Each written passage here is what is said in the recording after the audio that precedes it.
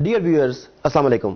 آج میں آپ کی توجہ اس انتہائی اہم معاملے کی جانب دلوانا چاہتا ہوں جسے جان بوجھ کر پلاننگ کے تحت، سازش کے تحت آپ سب سے چھپایا جا رہا ہے۔ موجودہ حالات، پوری دنیا کے حالات آپ کے سامنے ہیں۔ سعودی کردار، امریکی کردار، ہمارا کردار، ترکی کا کردار، افغانی کردار، انڈیا کا کردار، اسرائیل کی حرکتیں، یہ سب آپ کے سامنے ہیں۔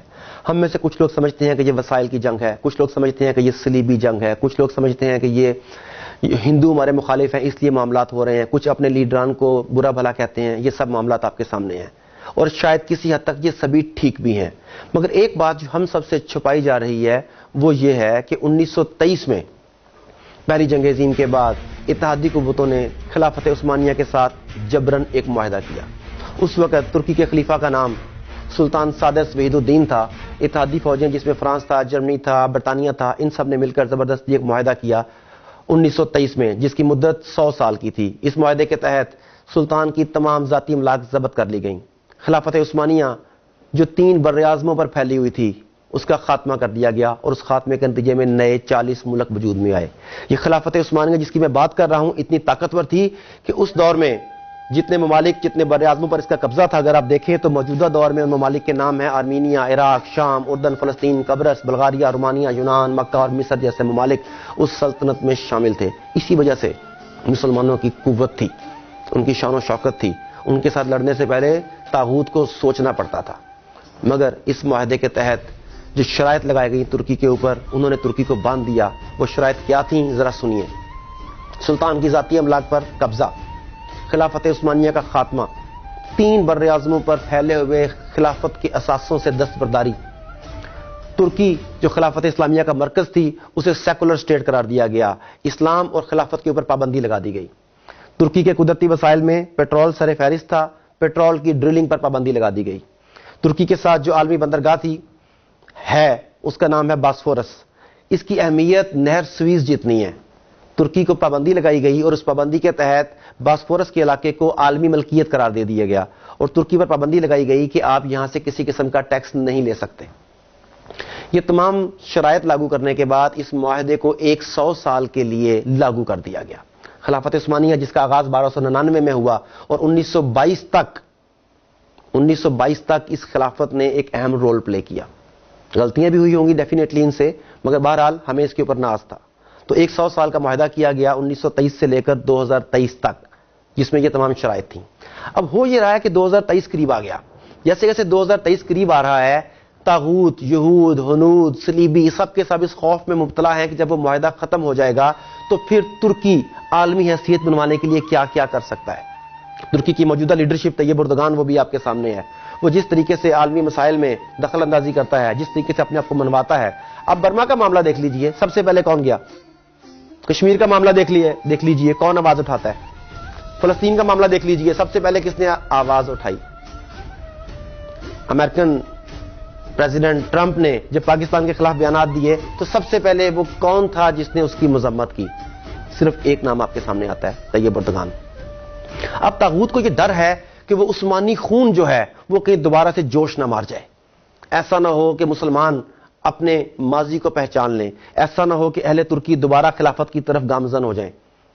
آپ کو یاد ہوگا کہ ترکی میں فوجی بغاوت بھی امریکہ کے کہنے پر کروائی گئی۔ ترکی میں حالات کو خراب کرنے کی مسلسل کوششیں کی جا رہی ہیں۔ یہ سب کچھ اس لیے ہے کہ وہ لوگ ڈرے ہوئے ہیں کہ مسلمان کہیں دوبارہ سے اکٹھے نہ ہو جائیں۔ اب آپ طیب اردگان کے گزشتہ کئی بیانات کا اگر جائزہ لیں تو وہ بار بار کیوں کہتا ہے کہ 2023 کے بعد ترکی پہلے جیسا بیمار ترکی نہیں رہے گا، ترکی عالمی سیاست میں اپنا کردار ادا کرے گا؟ ترکی کیوں بار بار مسلمانوں کی مدد کے لیے بھاگ رہا ہے؟ یقیناً پرانا خون جوش مار رہا ہے، پرانے جذبے رنگ لا رہے ہیں، اور یہ چیز امریکہ کو، طاغوت کو، صلیبیوں کو، اسرائیل کو، یہودیوں کو، ہنود کو، سب کو بہت زیادہ تنگ کر رہی ہے۔ دوسرا کام جو امریکہ ہمارے ساتھ کر رہا ہے، طاغوت ہمارے ساتھ کر رہا ہے، وہ یہ کر رہا ہے کہ میڈیا کے زور پر ہمارے اوپر امریکہ کی سپریمیسی کا ایک ہوا بٹھا دیا گیا ہے۔ ہمیں یہ بتایا گیا ہے کہ امریکہ کے ساتھ لڑنا، حتیٰ کہ امریکہ کے ساتھ لڑنے کا سوچنا بھی حماقت ہے۔ یہ بہت امپورٹنٹ چیز ہے کہ کیا وہ واقعی اتنا سپر پاور ہے، اتنا پاورفل ہے کہ جو چاہے کر سکتا ہے؟ ہمیں بتایا جاتا ہے کہ امریکن سیٹلائٹس اتنے پاورفل ہیں کہ وہ دنیا کے ایک کونے سے دوسرے کونے تک ہونے والی ہر حرکت سے باخبر ہیں۔ پاکستان میں نیٹو کے 20,000 کنٹینرز گم ہو گئے، چوری ہو گئے، جو مرضی آپ اسے نام دے لیں۔ وہ کہاں گئے؟ امریکہ، نیٹو فورسز، تمام کے تمام سیٹلائٹ، دنیا کی تمام تر ٹیکنالوجی مل کر یہ آج تک نہیں پتا لگا سکی کہ وہ کنٹینرز کہاں پہ ہیں۔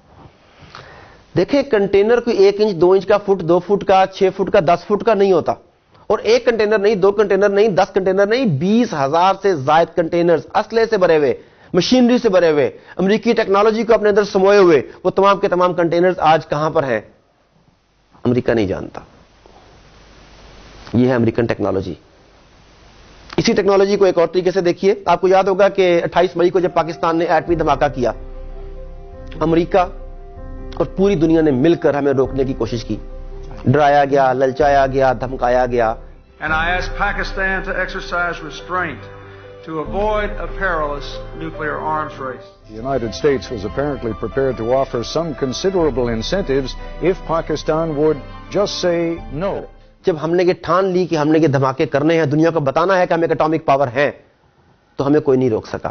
امریکن تمام تر ٹیکنالوجی یہ بات پتہ نہیں لگا سکی کہ دھماکے کس جگہ پر ہوں گے، ہمارے اٹامک ایسٹس کہاں پر ہیں، ان کی ٹرانسپورٹیشن کیسے کی جائے گی، کس جگہ پر لے جایا جائے گا۔ ان کے تمام سیٹلائٹ، تمام طیارے، تمام میزائل تیار تھے کہ انہیں ڈسٹرائے کیا جائے، مگر کیا وہ ایسا کر سکے؟ نہیں کر سکے۔ اس کا مطلب ہے کہ جب ہم یہ چاہتے ہیں کہ ہم کوئی کام کرنا چاہتے ہیں تو ہمیں امریکہ یا دنیا کی کوئی طاقت نہیں روک سکتی۔ اس لیے کہ کچھ لوگ اسباب پر غور کرتے ہیں، امریکہ کے پاس یہ ہے، اسرائیل کے پاس یہ ہے، انڈیا کے پاس یہ ہے، ہم ان سے ٹکر نہیں لے سکتے، کچھ لوگ یہ سوچتے ہیں، اور کچھ لوگ اسباب کی بجائے مسبب الاسباب پر غور کرتے ہیں۔ ان کا بھروسہ اسباب پر نہیں، مسبب الاسباب پر ہوتا ہے۔ تو برادرز، میں آپ کو یہ بتانا چاہتا ہوں کہ 2023 میں جو معاہدہ ختم ہو رہا ہے اس کے بعد دنیا ٹوٹلی بدلنے کی طرف جا رہی ہے۔ آنے والے 5 سے 10 سال میری، آپ کی، ہم سب کی زندگیوں میں انتہائی امپورٹنٹ ہے۔ اتنی بڑی تبدیلی آئے گی کہ آپ سوچ نہیں سکتے۔ اب یہ آپ کے اوپر ہے کہ آپ اس تبدیلی کا شکار ہونا چاہتے ہیں یا اس تبدیلی کا حصہ بننا چاہتے ہیں۔ آپ اپنا کیا رول سلیکٹ کرتے ہیں، یہ ٹوٹلی چوائس آپ کی ہے۔ مگر اپنا رول سلیکٹ کرنے سے پہلے ایک بات بتانا چاہوں گا کہ خدا را میڈیا سے بچ کے رہیے گا۔ حالانکہ میں بھی آپ سے جس چینل سے مخاطب ہوں، یہ بھی ایک میڈیا ہی ہے، مگر کتنے لوگ آپ کو حقیقت بتاتے ہیں اور کتنے لوگ گمراہ کرتے ہیں، یہ آپ اندازہ کر سکتے ہیں۔ میں کو ایک چھوٹی سی بات شیئر کرنا چاہتا ہوں کہ اس وقت دنیا میں جتنا بھی میڈیا ہے اس کا 97% جی اس کے پاس ہے۔ ریسنٹلی میں اوریہ مقبول جان صاحب کا ایک لیکچر سن رہا تھا، اس میں انہوں نے بڑی مزیدار بات بتائی، اور جب میں نے اس پہ تحقیق کی تو میں ہکا بکا رہ گیا کہ بہت حد تک وہ بالکل ٹھیک فرما رہے تھے۔ وہ بتاتے ہیں کہ دنیا میں 3 ایسی کمپنیاں ہیں جن کے پاس 97% میڈیا کا شیئر ہے۔ ان میں سے ایک والٹ ڈزنی ہے جس کے پاس پوری دنیا کے میڈیا کا 37% ہے، اور والٹ ڈزنی کے بورڈ آف ڈائریکٹرز کے تمام ممبرز جو ہیں تمام کے تمام جیوز ہیں۔